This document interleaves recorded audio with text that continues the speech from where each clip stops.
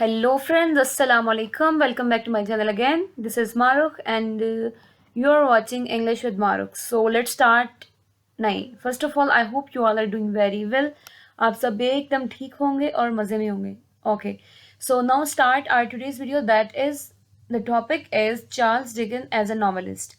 First of all, let's see how to pronounce his name. It's not Charles Dickens, so please pronounce it Charles Dickens. Okay, so let's start our lecture. Charles Dickens. He was a very famous writer of Victorian age. Charles Dickens ने बहुत सारे novels लिखे हैं और आज की इस video में हम थोड़ा सा देखेंगे, थोड़ा नहीं थोड़ा ज़्यादा सा देखेंगे चार्ल्स डिकन का इंट्रोडक्शन एंड इसके इम्पोर्टेंट वर्क्स, इसका writing style, his pen name, all these. Okay, so let's start. Representative novelist of the Victorian age and England. ठीक है, कि ये एक रिप्रेजेंटेटिव मेन नॉवलिस्ट था विक्टोरियन एज का एंड इंग्लैंड का. ठीक है, इंग्लैंड में लिख रहा था ना, लंदन में. Dickens is a social chronicler और रिफॉर्मर. ठीक है, उन्होंने सोसाइटी के बारे में बहुत कुछ लिखा है according to his time period. जिस एज में वो सर्वाइव कर रहे थे, विक्टोरियन एज में, तब बहुत सारी चेंजेस आ रही थी, इंडस्ट्रियल रेवोल्यूशन आ रहा था और भी बहुत सारी रेवोल्यूशन, अमेरिकन रेवोल्यूशन. तो इसलिए उनको सोशल क्रोनोलिकल यानी कि जो डेट हिस्ट्री के बारे में लिखता है, और सोशल रिफॉर्मर भी कहा जाता है क्योंकि उन्होंने सोसाइटी के बहुत सारे इविल्स को अपने वर्क के थ्रू बेटर करने का और रिमूव करने की कोशिश की. ठीक है, बॉर्न इन 1812, 1812 में वो इंग्लैंड में पैदा हुए and died in 1870 in Kent. Okay, and died in 1870. So this was a time period of Victorian age, that is from 1832 to 1901. Okay, it was a time period of Victorian age. Victorian age पे भी हमने एक video बनाई है, वो आपको last पे link मिल जाएगा. In Kent and was buried in Westminster Abbey in London. ठीक है, लंदन में इनको बरिड यानी कि दफनाया गया था वेस्टमिनिस्टर एबे में, लंदन में. ओके, आप ये कंप्लीट कर ले. London, it's right difficult to write here. London, अब मैं कंप्लीट भी करूंगी. Okay, London. So his father was John Dickens. इनके फादर का नेम था John Dickens and his mother was Elizabeth Barrow. His father was a clerk. Family imprison for debt. ठीक है, कर्जे के लिए इनकी फैमिली को जेल हो गई थी.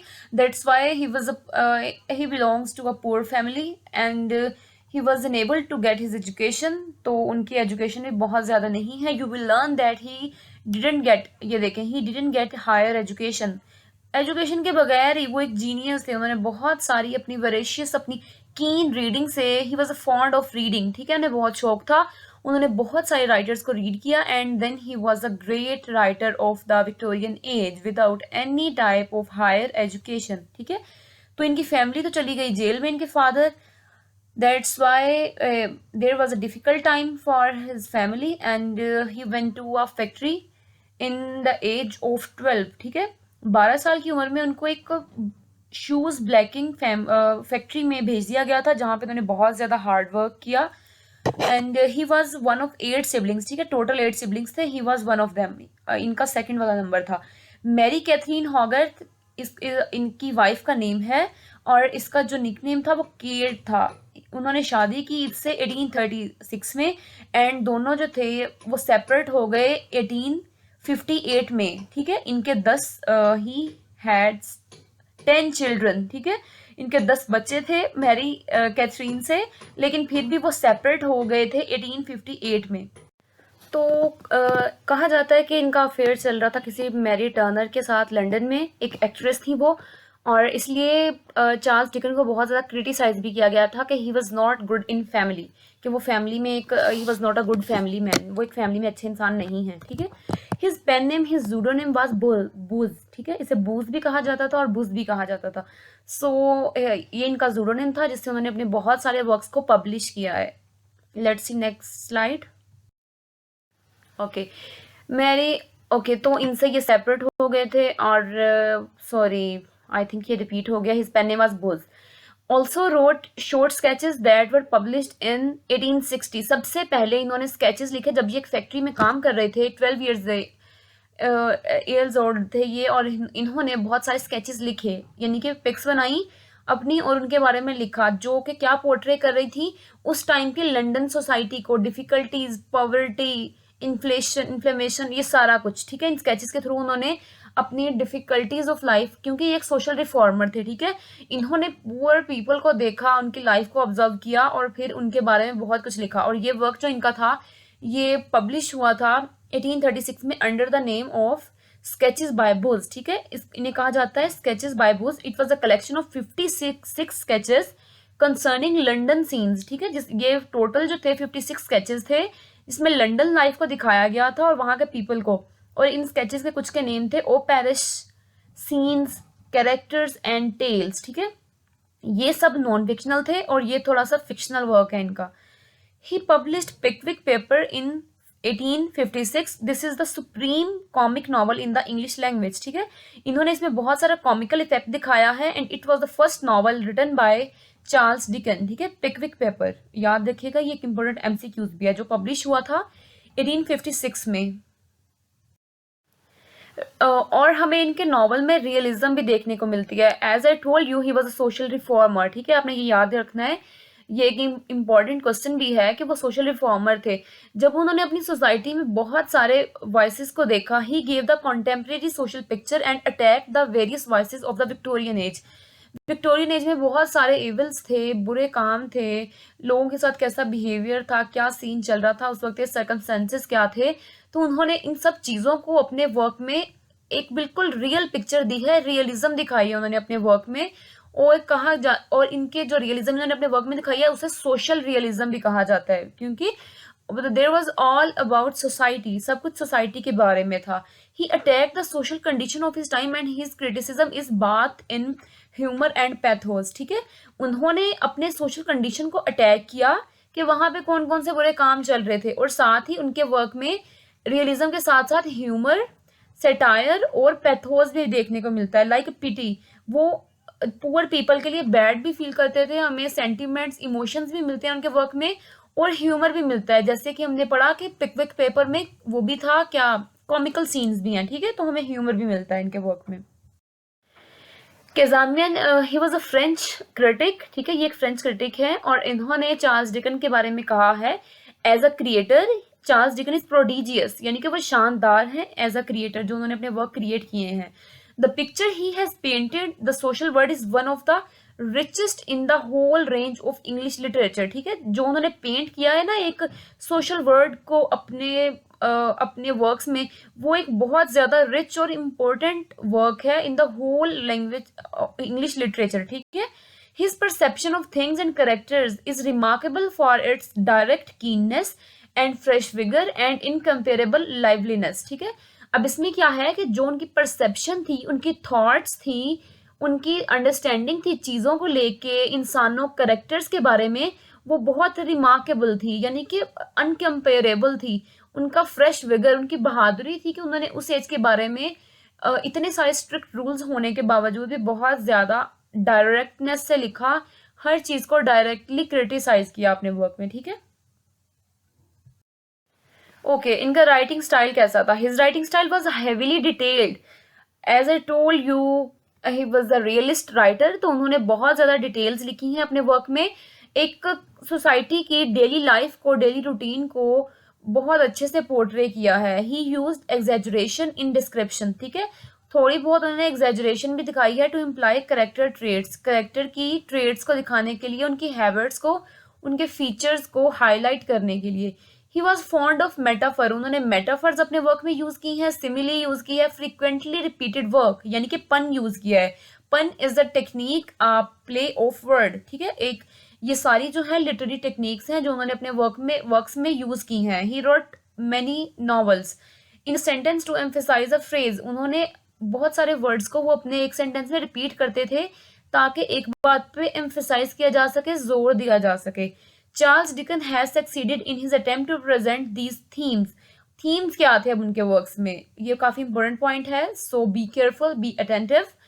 क्राइम, ठीक है, guilt, innocence, insecurity of gender identity, social class, alienation and loneliness, a search for identity or self, victim and victimization, guilt and innocence, darkness, bitterness, ठीक है, ये सारे थीम्स हमें इनके वर्क्स में देखने को मिलते हैं, ठीक है, क्योंकि उस वक्त में इंडस्ट्रियल रेवोल्यूशन थी, जो अगर आप मेरी वीडियो देखें विक्टोरियन एज की या कोई भी आप वीडियो देखें जो कि रिलेट करती हो विक्टोरियन एज से, तो you will learn that there was a very difficult time for the people there, ठीक है, लोग बहुत मुश्किल से ज़िंदगी गुजार रहे थे, वहाँ पे काफ़ी टेक्नोलॉजी में प्रोग्रेस आ रही थी, लाइफ जो है वो टेक्नोलॉजी की तरफ जा रही थी, लोग रिलीजन से साइंस की तरफ मूव कर रहे थे, और जो विलेजर्स हैं they were moving, they were migrating from village to city, ठीक है, लोग शहर की तरफ आ रहे थे। तो ये काफ़ी सारी डिफ़िकल्टीज़ हैं, हार्डशिप्स हैं जो उनको अपनी लाइफ में फेस करनी पड़ी थी, ठीक है। तो यही सारे जो हैं थीम्स बन गए चार्ल्स डिकन के वर्क्स के, ठीक है। ये मुझसे एक गलती हो गई है, मैंने क्या किया कि डिकन्स का डी छोटा लिखा। एक राइटर के नेम में 4 वर्ड आते हो, 5 आते हो, जैसे T S. Eliot, Thomas Stearns Eliot, ठीक है, इसमें थॉमस का टी कैपिटल आएगा, स्टर्न्स का एस कैपिटल आएगा, और इलियट का ई कैपिटल आएगा। जितने मर्जी एक ही राइटर के नेम में वर्ड आ जाए, सबका फर्स्ट लेटर डी, जो इसमें अब डी कैपिटल आना था, ठीक है, मैं आपको मिस्टेक बता रही हूँ। इसी तरह से जब किसी, बल्कि वो मैं आपको नेक्स्ट स्लाइड में बताऊंगी। उसके बाद मैनरिज्म भी था, यानी कि वो different manners according to different techniques of writing skills वो अपने वर्क को लिखते थे। ऑटोबायोग्राफिकल एलिमेंट भी हमें इनके वर्क में नजर आता है। Dickens main characters greatly resemble himself and his style. जो इनके वर्क्स के मेन कैरेक्टर होते थे ना, लाइक अगर हम देखें डेविड कॉपरफील्ड, तो उसमें जो मेन कैरेक्टर है वो भी डिकन से बहुत ज्यादा मैच करता है इसकी पर्सनैलिटी से, ठीक है। तो हमें इनके नॉवल में ऑटोबायोग्राफिकल एलिमेंट देखने को मिलता है। So let's see some important works written by Charles Dickens. He is the writer of some great novels such as Pickwick Papers, Oliver Twist, Nicholson Nickleby, ठीक है, Bleak House, Hard Times, David Copperfield, Tales of Two Cities, Great Expectation। ये कुछ नहीं बल्कि बहुत ज़्यादा important works हैं जो कि चार्ल्स डिकन ने लिखे हैं। ये इनका फर्स्ट वाला वर्क था।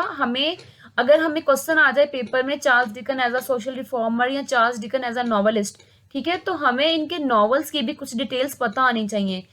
तो आप इनकी छोटी छोटी सी समरी आराम से गूगल से रीड कर सकते हैं। पिकविक पेपर में क्या है, बहुत ज़्यादा मेल कैरेक्टर यूज़ किए गए हैं, सप्रेस्ड डिप्रेस्ड वुमेन कैरेक्टर जो है वो बहुत कम दिखाए गए हैं, ठीक है, वुमेन कैरेक्टर ही कम है। ऑलिवर ट्विस्ट में डिफिकल्टीज दिखाई गई हैं, कैसे एक नेग्लेक्टेड चाइल्ड जो अपने फैमिली से, यानी कि उसको नेग्लेक्ट किया गया था, उस पर नहीं इतना जोर दिया गया, उसे अटेंशन नहीं दी गई, तो वो कैसे सर्वाइव करता है। और ये सारे हार्ड टाइम्स में भी उन्होंने दिखाया।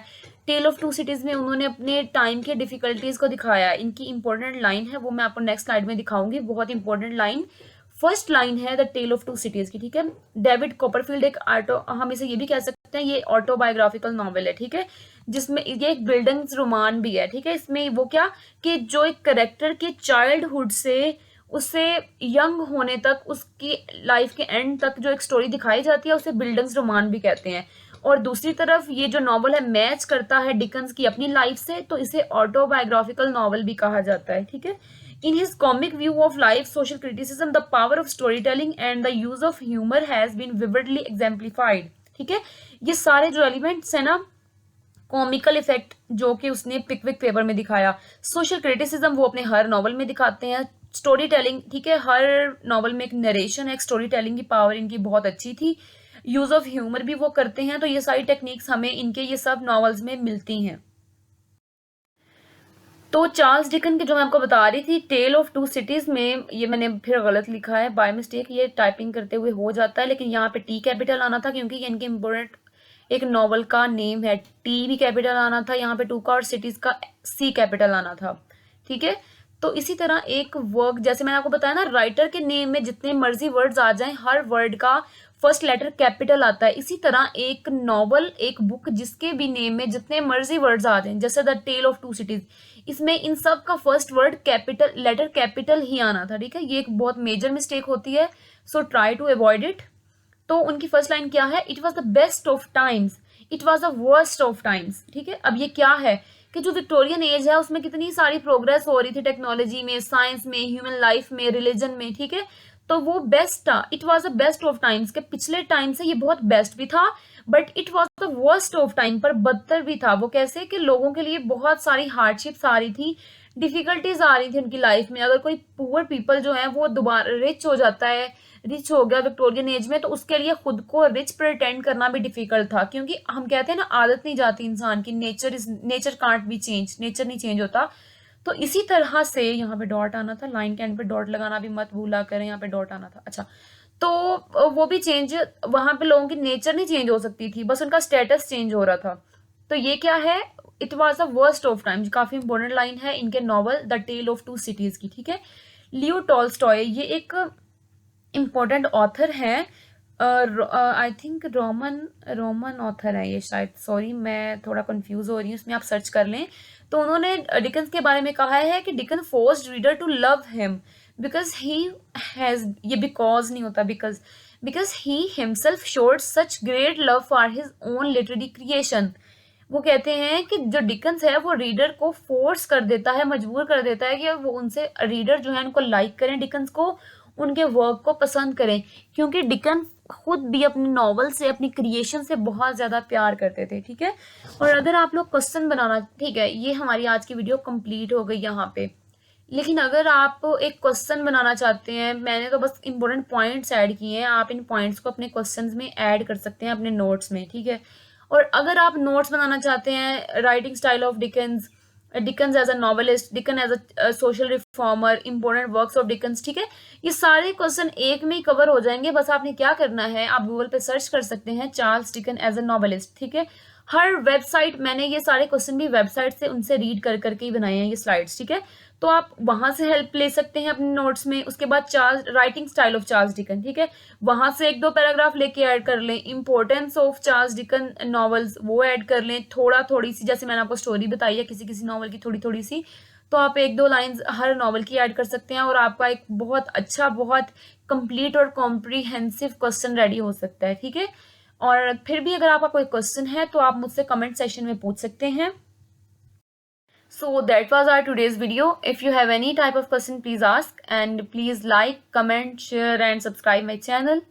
Thanks for watching my video. अपना ख्याल रखें और दुआओं में याद रखें। अल्लाह हाफिज़।